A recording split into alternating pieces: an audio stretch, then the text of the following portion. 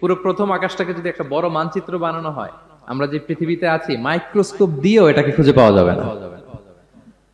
এই বিশাল প্রথম আকাশের মহাশূন্য যখন শেষ, এরপরে হচ্ছে প্রথম আকাশের লেয়ার, তারপরে হচ্ছে দ্বিতীয় আকাশের মহাশূন্য, তারপরে দ্বিতীয় আকাশের লেয়ার। বিষ্ণু ইসা ইসলাম বলেন দ্বিতীয় আকাশের তুলনায় প্রথম আকাশটা কত ছোট শোনো। সাহারা মরুভূমির মধ্যে যদি তোমার হাতের আংটি ছুঁড়ে ফেলে দাও, পুরো মরুভূমির তুলনায় তোমার হাতের আংটি যত ছোট, আল্লাহর দ্বিতীয় আসমানের তুলনায় প্রথম আসমানটা ঠিক তত ছোট। আবার তৃতীয় আসমানের তুলনায় দ্বিতীয় আসমানটা ঠিক ওই রকম। আবার চতুর্থ আসমানের তুলনায় তৃতীয় আসমানটা ওই রকম।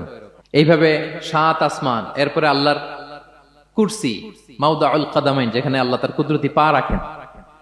তো 7 আসমানটা যত বড়, পুরো সাহারা মরুভূমির মধ্যে আংটি ফেলে দিলে মরুভূমির তুলনায় আংটি যত ছোট,